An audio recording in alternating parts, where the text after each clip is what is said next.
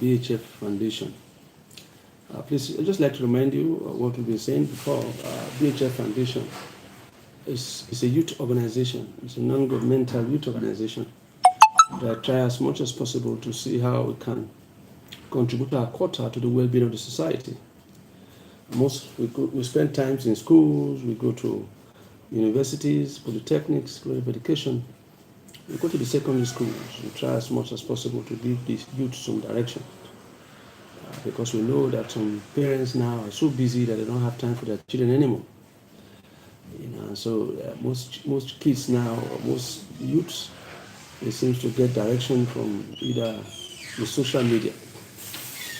And the social media has played a lot of role in trying to see how they can be able to shape in the life of the youths. And most times they've done so destructively. They've given wrong advice, wrong counsel. There are all kinds of things. The social media is okay, it's great.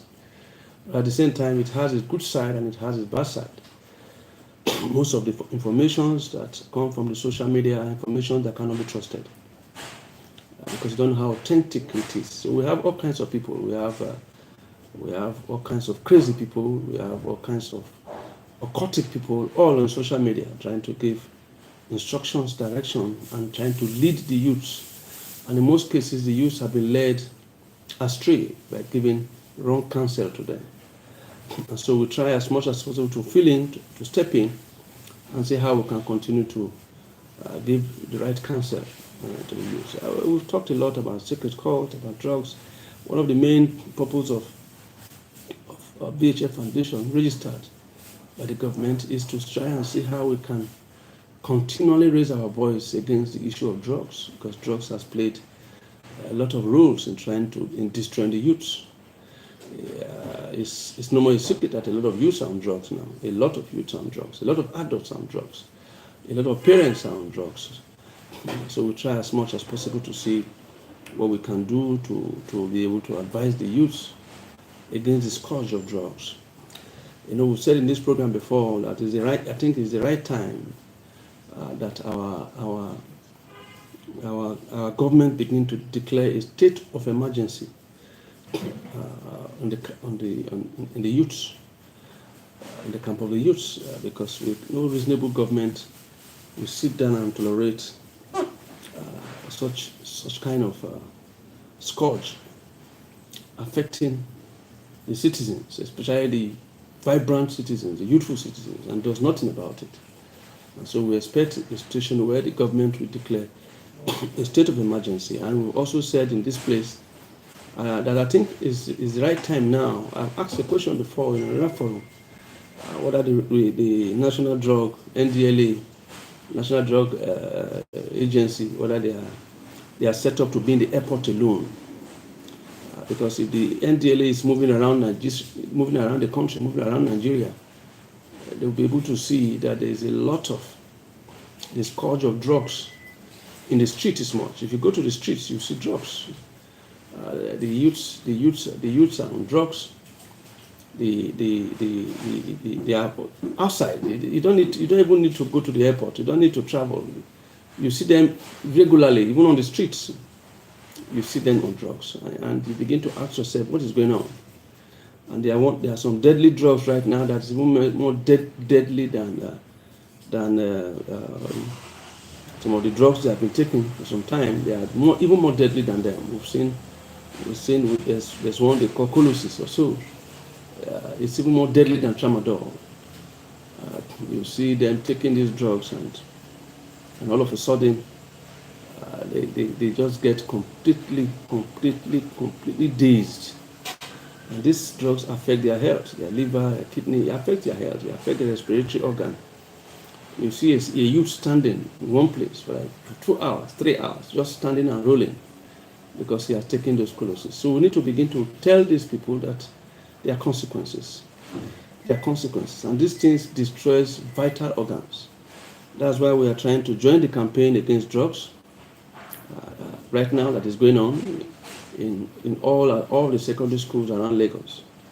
BHF have decided to launch a campaign to spend time with the youths in the secondary school, to our teens in the secondary school, from JSS 1 to SS 3, We'll be spending time with them on campus, trying to speak against drugs, speak against the issue of drugs. It's not something that is accepted anymore. We have decided to take the initiative by launching this massive campaign against drugs in all our schools, all the secondary schools in Lagos, because it has its consequences. And these are the consequences we want to bring to the knowledge of the youth, that these are the things that these are the defects. It's a terrible consequences if you continue to get yourself involved in drugs. Consequences. With the report we receive, most of the rehabilitation centers in Lagos, they are occupied by youths. You go to the psychiatric center in Yaba, there is no ward. The ward is filled up with youths. There's no bed anymore. Everywhere is filled up with youths who are on drugs. And this campaign against drugs must be sustained continually. Because it's not acceptable. The youths are the future. In Nigeria here, we might not, like the youths in Nigeria might not accept it, because we have people who have been in government for years and years and years. They entered government when they were 35. And now some of them are over 70, going to 80, they are still in government. So the youth don't believe now that they are the future. But yes, the truth is that they are the future. And so for us to have a better tomorrow, we will begin to groom a better youth, as I've always been saying. So we are going to stand against it in all our campaigns. We are going to stand against it. We are going to speak against it. We are going to talk against it. It's going to be a continual move. It's not something that we just do and stop. It's something that we'll do continually until we see that there's a drastic reduction in drugs. And we are starting from the primary schools. We are starting from the secondary schools to say no, it's not acceptable. This way of life is not acceptable. And so today, briefly, we want to look at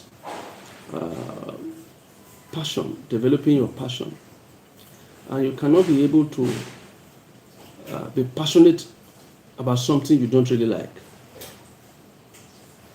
So one of the hallmarks to be able to sustain and become a successful youth, first and foremost, is for you to identify what you really love. And like I've always told people, even those who are going to secondary school, universities and the rest, before you think of entering the university or higher school, don't know what they call it in your country, you must make sure it's something that you love doing. Your passion, you must be passionate about it as a young boy.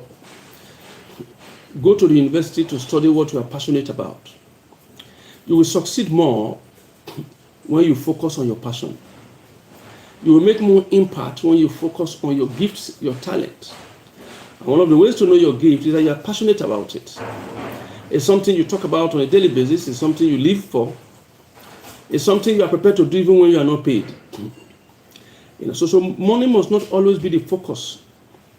Once you discover that money is the focus of anything you are doing, you will not become the best in it, because the motive itself is faulty. The motive is faulty. But the motive must be genuine if you want to make a lasting effect and a lasting impact. The reason why we are having this kind of leaders we have in Nigeria today, because they are not passionate about leadership. They are not passionate about bringing good governance to the citizens. Both the ones in National Assembly, the ones in the executive, most of them are just interested in money. The reason why they get involved in politics in the first place is not because they have a vision to elevate the poverty of the people, to give them a better lifestyle. The only vision they have is to steal. That's why when they get into government, they are very passionate about stealing, about looting. So what they are interested in is looting. But we are talking about passion. Passion for doing the right thing. Passion for making lasting impact. You want to make an impact in your career? Make sure it is something you love doing. Don't involve in something that you are doing because of money. Involve in something you are doing because this is what you love to do. And when you are getting into the school, you are entering the school because of something you love doing. That's the more reason why it's so important that you must settle the issue of purpose if you want to make a lasting impact. Because there are challenges along the way, and those challenges might be there to discourage you. So that's why you see we have people today who you just cannot pin them with anything. They are everywhere. Today they are here, tomorrow they are there, because the only thing they are doing is just chasing money. That's what Bob Marley called rat race. It's like the rat race of chasing money. And so they just keep chasing and chasing and chasing and chasing. Even if they have a house full of it, they keep chasing money. Because their purpose in politics is just to chase money. You see a lot of them. They have so much money, warehouse of money in their houses, but they're not living a happy life. Because in the first place, it is not their purpose. You must find out what God has created you to do. It's so important. If you want to live a fulfilled life, you want to live a happy life, you must find out what you are created to do and work on it. And be the best in it, providing services to the people. You cannot be happy when everyone around you is sad and you are not creating a lasting impact to make them happy. You are in government, you have authority, you have power in government. What are you using it to do?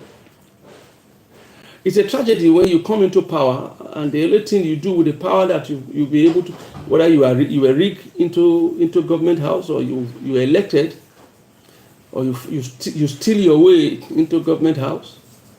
The question you will ask yourself, now that you have the power, what are you doing with it? You cannot be happy by making people sad. These are the principles of life. It is what you sow that you will reap. You cannot be happy by making people sad. So you must begin to live a life where it's all about the people. Where you are living for the people, to make people happy. You will have more ideas. God will give you more ideas. I'm talking about creative ideas. Well, the sole purpose is how to make the people happy. But the main purpose is how to make the people happy. So it's not about yourself alone. You can't, we are saying this, that our youth should begin to learn from some of our fathers that have been in government and stealing money till now. They are still stealing money, but they are looking horrible. Look at some of them. You see them in your TV, you see them in posters. They've been stealing money for years, and yet they are not looking fresh. They have a lot of money. They are not looking fresh. They are looking all dried up. Because even when they are still alive, people are wishing that they are dead. So the question you ask yourself is that, are you making impact? Are you using the power that you have been able to get, whether in the National Assembly, whether as a judge, as a governor, as a president? Are you using the power that you have to make life easier for the people? What relief have you brought to the people? I'm saying this because it's terrible the way we live our life, even in Africa. It's not about the people. I've always been listening to Donald Trump for some time now, since he came back to power and the rest. He came back with this slogan, "Make America Great Again, America for Americans." A lot of people are angry that is now interested in just America alone, but you won't blame him. The first thing a leader should do, in any way, whether in government, outside government, is about the welfare of the people. But when you come into leadership, it's how to increase the suffering of the people, while you yourself and your family and friends are living large in the midst of poor people. Then you are a failed leader. You don't need a soothsayer to tell you that you are already a failed leader. So leadership is about bringing solution to the life of the people. In what area have you brought solution? You are a senator, you are a House of Assembly member, you are a House of Representatives. What are you doing for your people? What are you doing for your people? I don't want to get involved much in politics here and there, but we've been following what is happening in Nigeria for a while. We've seen the attempt by the Kogi State governor, both past and present, to stop just a lady from coming to see her people. But we saw what happened. Even with the security men everywhere, they defied us. They were prepared to die to get to that. Look at the crowd. Look at the crowd. And when I saw what happened there, I told myself, if there's an election between that lady and even the incumbent governor, the governor that is in seat now, I can bet my life that lady will win the governor. Because the lady who is just a senator in the central, she's even more popular than the governor. Because the government gave their own instruction. But the citizens defy the government instruction and they get there in large quantity. So it is not just about imposing leadership. When you are there already, well, how far, what have you done to make life easy for the people? I watched a program the other day and said that she gives a bag of, to our own constituents, she gives them bags of rice. While the state government is giving 5 kg, 10 kg of rice, she is giving 5 bags, 1 bag. Can you imagine? An individual. So it's about the people. We must begin to make leadership about the people. And we must learn that from childhood. You must learn that as a teenager. Let it be about the people. Let your joy be in the fact that you brought relief to your people. I don't think anybody in his right senses will be happy with what is going on now, the suffering of people everywhere. No. Look at the hunger that is going on. And it's something we don't need to pretend about. We must try to be real. We must remove lies and the rest from our politics. Let's be real. Let's do what is right so that people will know where to help. We don't need to be pretending. We don't need to pretend that things are working. We don't need those pretense that things are working. When you are having challenges, you can be able to tell people. They will know what to pray about. They will know how to assist you. Any form of leadership. You are the managing director of your company. You are the general overseer in your church. What effort are you making to see that people are happy? I mean, there was a time I was coming, I didn't use my car. I was just coming back and I saw police and the rest, they were mobile police, they were flogging people on the road, flogging people to create chance. So I didn't drive, so I just moved so they don't begin to flog and get close to me. But I saw how people were running up and down, falling upon the things they are selling. I was wondering, I thought it was one of these government officials that is coming. Only for me to notice when the vehicle is close to me, that it was a pastor. A pastor that is in the car, coming, with mobile police clearing the road and flogging people and destroying people's property. This is madness. Pastor. A pastor. You must be able to be accessible, reachable. You must know what is wrong with your people and how to provide solution. That's what makes you a leader. You are a general overseer in your church and your people cannot get to you. It will take 6 months for a member of your church to be able to get to you when they need prayer or the rest. That is not leadership. And so we have leadership problem everywhere, both political leadership, both religious leadership. The purpose of leadership is being close to your people, being able to provide solution to the yearnings of your people. We've seen in Africa where some leaders are going to the market themselves, going to check for prices. How many leaders do we have right now in Nigeria that can begin to, on their own, go to market without police everywhere? How many? How many? We have general overseers that even in the church premises, in the church where they are, people cannot get to them. They are there with mobile police in the church, flogging people. That is not leadership. That is slavery. You know, this is a kind of slavery mentality that we inherited from the British, where people get to power and they see themselves as God.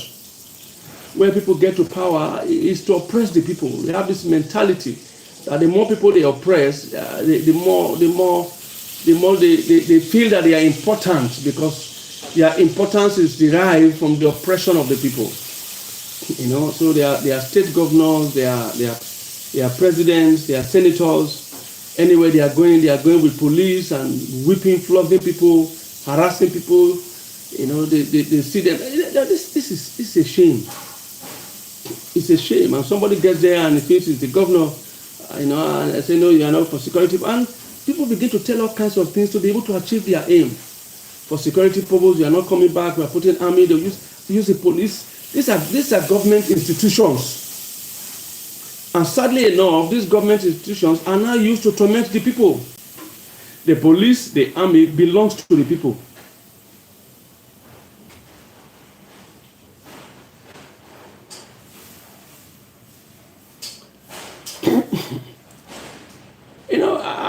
I see what is going on now, and it's sad. I remember when the rumor came in.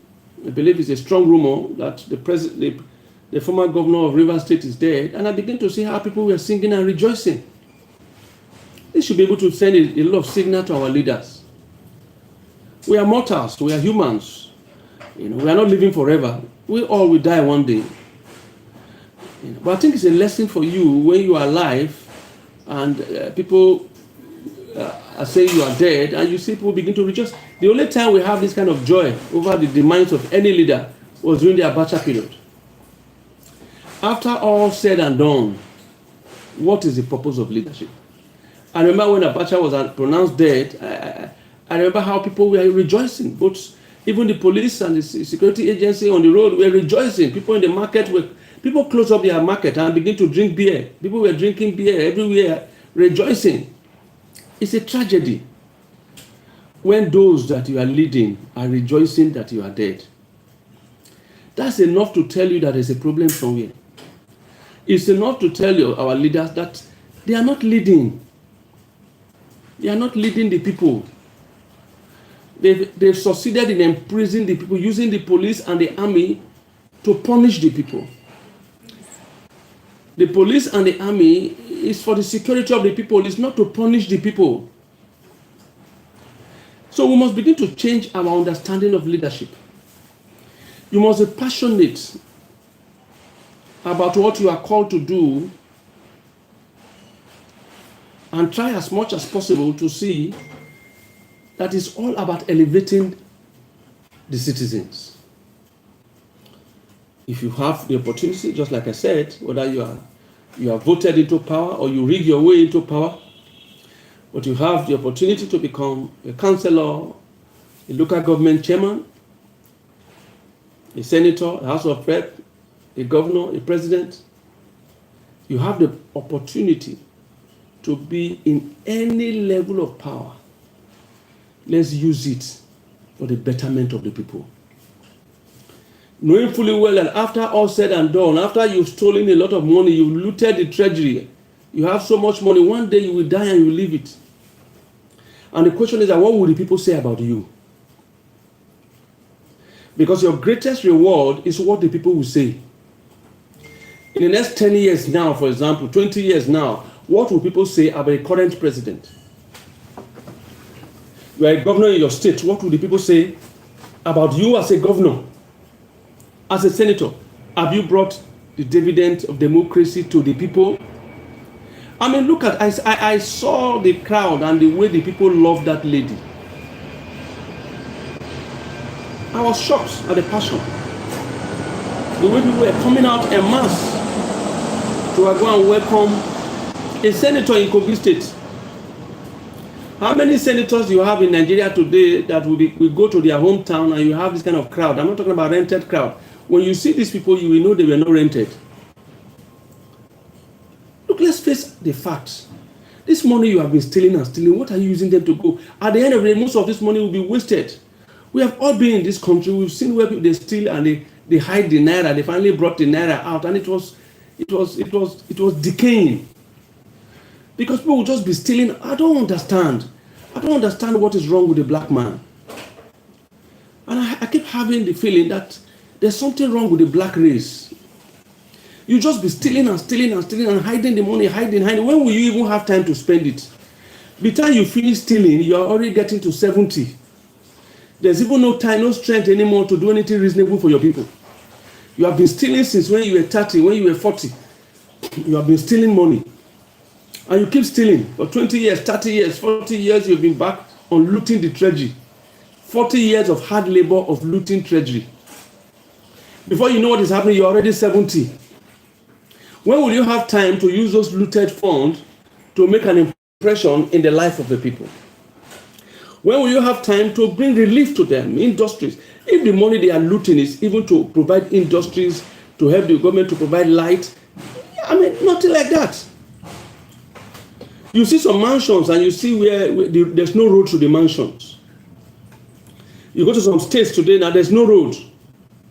They receive monthly allocation. There is no road. Because they're not passionate about their people. It's not about their people. what you are passionate about, you will work on, you will focus on, you will improve on. It's not about the people. It's about looting the treasury for themselves.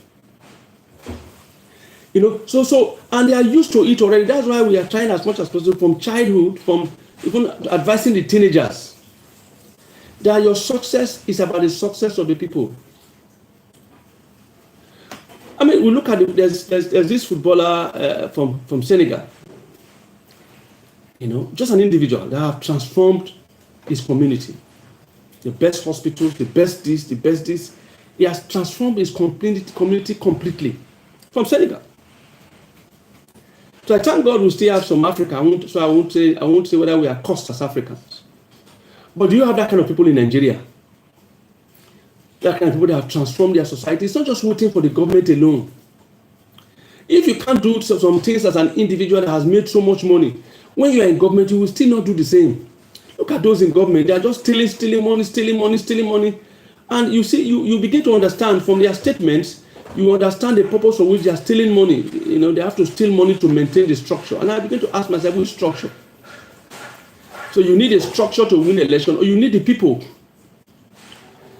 So the impression we are creating is that the elections are not even free and fair. They need a rigging structure to be able to continue to remain in power.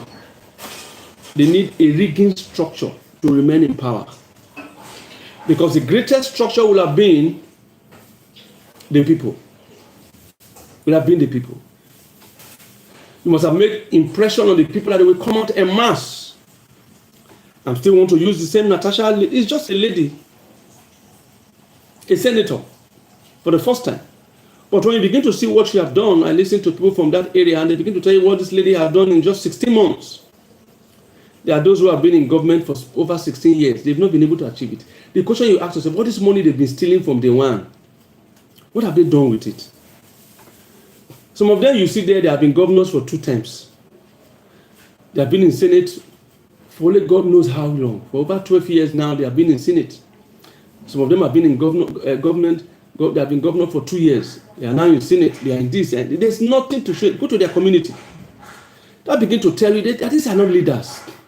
They are grabbers. They are different. There's a difference between leaders and grabbers. These are not leaders. They are grabbers. And the reason why these grabbers are increasing per day is because we have an electoral system that is not functioning well.